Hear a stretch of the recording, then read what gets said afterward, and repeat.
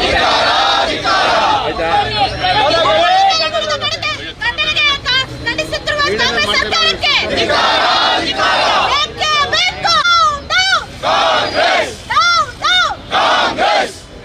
ಮಹಿಳಾ ವಿರೋಧಿ ಕಾಂಗ್ರೆಸ್ನವರಿಗೆ, ಮಹಿಳಾ ವಿರೋಧಿ ಕಾಂಗ್ರೆಸ್ ಸರ್ಕಾರಕ್ಕೆ, ವಿವೇಕಿ ಉಸ್ತುವಾರಿ ಮಂತ್ರಿಗೆ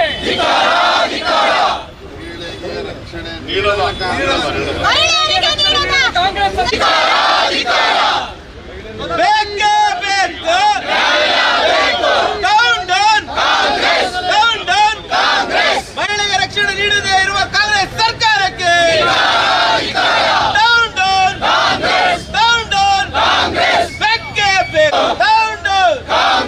ಮಹಿಳೆ ಮೇಲೆ ದೌರ್ಜನ್ಯ ಮಾಡುತ್ತಿರುವ ಕಾಂಗ್ರೆಸ್ ಸರ್ಕಾರಕ್ಕೆ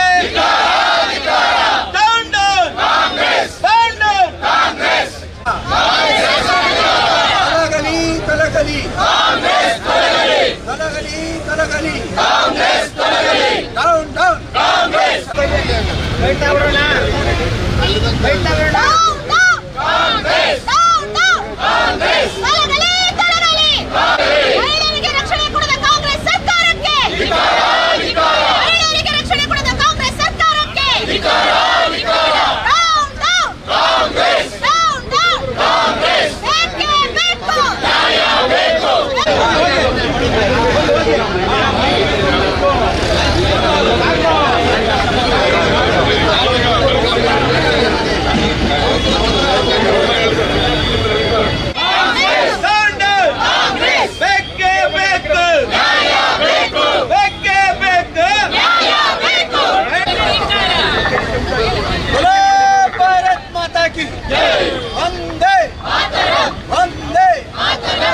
ಒಬ್ಬರ ಮೇಲೆ ಒಂದು ಕಂಪ್ಲೇಂಟ್ ಕೊಟ್ಕೊಂಡು ಆದಂತಹ ಒಂದು ಘಟನೆ ಹುಬ್ಬಳ್ಳಿಯಲ್ಲಿ ನಡೆದಂತಹ ಘಟನೆ ಬಹಳ ಅಮಾನುಷವಾದಂತಹದ್ದು, ಬಹಳ ಆತಂಕ ಉಂಟು ಮಾಡುವಂತಹ ಘಟನೆ. ಮಹಿಳೆಯರನ್ನ ರಕ್ಷಣೆ ಮಾಡುವಂತಹ ಪೊಲೀಸರೇ ರಾಕ್ಷಸರಂತೆ ವರ್ತಿಸಿದಾಗ ನಮ್ಮನ್ನ ನಾವು ಕೇಳುವಂತಹ ಪ್ರಶ್ನೆ, ನಾವು ಮಹಿಳೆಯರು ಇಲ್ಲಿ ರಾಜ್ಯದಲ್ಲಿ ಸೇಫ್ ಆಗಿದ್ದೀವಾ ಅಂತ ಆತಂಕ ಉಂಟಾಗುತ್ತೆ. ಮಹಿಳೆಯರನ್ನ ರಕ್ಷಿಸ್ತಾರೆ ಪೊಲೀಸರು ಅನ್ನೋ ಒಂದು ಮನೋಭಾವದಲ್ಲಿ ನಾವು ಇರ್ತೀವಿ. ಆದ್ರೆ ಬಹಳ ಕ್ರೂರವಾಗಿ ನಾವು ನೋಡ್ಬೋದು, ಒಂದು 4-5 ದಿನಗಳಿಂದ ಸತತವಾಗಿ ನಡೆದಂತಹ ಒಂದು ಮೀಡಿಯಾದಲ್ಲಿ ನೋಡಿದಂತಹ ಘಟನೆ, ಯಾವ ರೀತಿ ಒಂದು ಕ್ಷುಲ್ಲಕ ಕಾರಣಕ್ಕೆ ಕಾಂಗ್ರೆಸ್ನ ಮಹಿಳಾ ಕಾರ್ಪೊರೇಟರ್ಸ್ ಸುವರ್ಣ ಅವರು ಒಂದು ಸಾಮಾನ್ಯ ಕಾರ್ಯಕರ್ತೆ, ಬಿಜೆಪಿ ಕಾರ್ಯಕರ್ತೆ ಆದಂತಹ ಸುಜಾತಾರವರ ಮೇಲೆ ಕಂಪ್ಲೇಂಟ್ ಅನ್ನು ಕೊಡ್ತಾರೆ. ಅರೆಸ್ಟ್ ಮಾಡೋ ನೆಪದಲ್ಲಿ ಆಕೆಯ ಮೇಲೆ ಥಳಿಸ್ತಾರೆ, ದೌರ್ಜನ್ಯ ಎಸಗ್ತಾರೆ, ವಿವಸ್ತ್ರಗೊಳಿಸ್ತಾರೆ.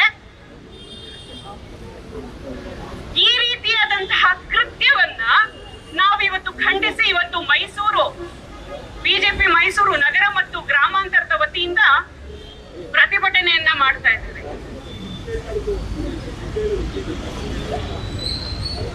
ಎಲ್ಲೋ ಒಂದು ಕಡೆ ಮಹಿಳೆಯರಿಗೆ ಸುರಕ್ಷತೆ ಈ ರಾಜ್ಯದಲ್ಲಿ ಇಲ್ಲ ಅಂತ ನಮ್ಮೆಲ್ರಿಗೂ ಬಹಳ ಸ್ಪಷ್ಟವಾಗಿ ಕಾಣಿಸ್ತಾ ಇದೆ. ರಾಜ್ಯ ಸರ್ಕಾರ ಆಗಿರ್ಬೋದು, ರಾಜ್ಯದಲ್ಲಾಗಿರುವಂತಹ ಮಹಿಳಾ ಆಯೋಗ ಆಗಿರ್ಬೋದು, ಇದರ ಬಗ್ಗೆ ಪೂರ್ಣವಾಗಿ ತನಿಖೆ ಮಾಡ್ತೀನಿ ಅನ್ನೋ ಸೌಜನ್ಯದ ಮಾತು ಕೂಡ ಬರಲಿಲ್ಲ. ಆಕೆಯೇ ವಿವಸ್ತ್ರಗೊಂಡ್ಲು ಅನ್ನೋ ಮಾತು ಮಾತ್ರ ಎಲ್ಲರ ಬಾಯಲ್ಲೂ ಕೇಳಿ ಬರ್ತಿದೆ ಹೊರತು ಆಕೆ ಒಬ್ಬ ಮಹಿಳೆ, ಆಕೆಯನ್ನು ಥಳಿಸಿದ್ದಾರೆ, ವಿವಸ್ತ್ರಗೊಳಿಸಿದ್ದಾರೆ, ಆಕೆಗೆ ನ್ಯಾಯವನ್ನ ಕೊಡಿಸ್ಬೇಕು, ಸಾಮಾಜಿಕ ನ್ಯಾಯ ಅದು, ಒಂದು ಮಹಿಳೆಯನ್ನ ರಕ್ಷಣೆ ಮಾಡುವಂಥದ್ದು, ಇದನ್ನ ನಾವು ಕೂಲಂಕುಷವಾಗಿ ಪರಿಶೀಲನೆ ಮಾಡ್ತೀವಿ, ತನಿಖೆ ಮಾಡ್ತೀವಿ ಅನ್ನೋ ಸೌಜನ್ಯವಾದ ಮಾತು ಕೂಡ ರಾಜ್ಯದ ಮುಖ್ಯಮಂತ್ರಿಯಿಂದ ಆಗ್ಲಿ ಅಥವಾ ಮಹಿಳಾ ಆಯೋಗದ ಅಧ್ಯಕ್ಷೆ ಆದಂತಹ ನಾಗಲಕ್ಷ್ಮಿ ಚೌಧರಿಯಿಂದ ಬಾಯಿಂದ ಬಂದಿಲ್ಲ. ಹಾಗಾಗಿ ನಾವು ಇದಲ್ಲದೆ ರಾಷ್ಟ್ರೀಯ ಮಹಿಳಾ ಆಯೋಗ ಇವತ್ತು ಸುಮೋಟೋ ಕೇಸನ್ನ ದಾಖಲು ಮಾಡಿದೆ. ಇದರಿಂದಾದ್ರೂ ಮಹಿಳೆಗೆ ಎಲ್ಲೋ ಒಂದು ಕಡೆ ನ್ಯಾಯ ಸಿಗ್ಬೋದು ಅನ್ನೋ ಒಂದು ಭರವಸೆಯನ್ನ ನಾವು ಇವತ್ತಿಟ್ಕೊಂಡು ಈ ರೀತಿಯಾದಂತಹ ಒಂದು ಪ್ರತಿಭಟನೆಯನ್ನ, ಕಾಂಗ್ರೆಸ್ನ ವಿರುದ್ಧವಾದಂತಹ ಒಂದು ಪ್ರತಿಭಟನೆಯನ್ನ ಮಾಡ್ತಾ ಇದ್ದೀವಿ. ಇದಿಷ್ಟನ್ನ ಹೇಳ್ತಾ ಮುಂದಿನ ಮಾತುಗಳನ್ನ ಅಧ್ಯಕ್ಷರಾದಂತಹ ಸುಜಾತ ಅವರ ಕೇಸ್ ಇರ್ಬೋದು, ಇನ್ನಿತರೆ ವಿಚಾರಗಳಲ್ಲಿ ಮಹಿಳೆಯರಿಗೆ ಅವಮಾನವನ್ನ ಮಾಡ್ತಾ ಇದ್ದಾರೆ. ನೀವು ಗೃಹಲಕ್ಷ್ಮಿ ಕೊಡೋದು ಒಂದ್ ಕಡೆ, ಅವಮಾನ ಮಾಡೋದು ಒಂದ್ ಕಡೆ. ಯಾವ ನ್ಯಾಯ ಮಾನ್ಯ ಮುಖ್ಯಮಂತ್ರಿಗಳೇ? ಮುಖ್ಯಮಂತ್ರಿಗಳಲ್ಲಿ ಬಾಯಲ್ಲಿ ಹೇಳ್ತಾರೆ ಆಯಮ್ಮನ್ನೇ ಮಾಡ್ಕೊಂಡಿರೋದು ಅಂತ ಹೇಳ್ತಾರೆ.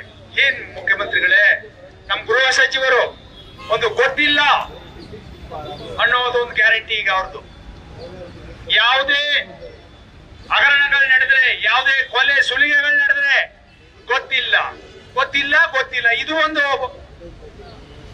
ಭಾಗ್ಯ ನಮ್ಮ ಸರ್ಕಾರದ, ನಮ್ಮ ಕರ್ನಾಟಕದ ಜನತೆಗೆ ಇದು ಒಂದು ಗ್ಯಾರಂಟಿ ಭಾಗ್ಯ. ಗೊತ್ತಿಲ್ಲ ಅನ್ನೋದು ಒಂದು ಭಾಗ್ಯ.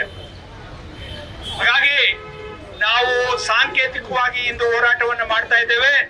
ಮುಂದಿನ ದಿನಗಳಲ್ಲಿ ಸಂಬಂಧಪಟ್ಟಂತ ಪೊಲೀಸ್ ಇಲಾಖೆಯವ್ರನ್ನ ಹಾಗೂ ಸಂಬಂಧಪಟ್ಟಂತ ಏನ್ ಕಾರ್ಪೊರೇಟರ್ ಅಲ್ಲೇ ಮಾಡಿದ್ರು ಇವ್ರ ಮೇಲೆ ಕಾನೂನು ಕ್ರಮವನ್ನ ಬಿಗಿಯಾಗಿ ತಗೊಳ್ಬೇಕು ಅಂತೇಳಿ ಈ ಸಂದರ್ಭದಲ್ಲಿ ಹೋರಾಟವನ್ನ ಮಾಡ್ತಾ, ಮುಂದಿನ ದಿನಗಳಲ್ಲಿ ನೀವೇನಾದ್ರು ಕ್ರಮ ತಗೊಳ್ಳಿಲ್ಲ ಅಂದ್ರೆ ಉಗ್ರವಾದ ಪ್ರತಿಭಟನೆಯನ್ನ ನಾವು ಮಾಡ್ತೇವೆ ಅಂತೇಳಿ ಈ ಸಂದರ್ಭದಲ್ಲಿ ಹೇಳ್ತಾ ನನ್ನ ಮಾತನ್ನು ಮುಗಿಸ್ತೇನೆ.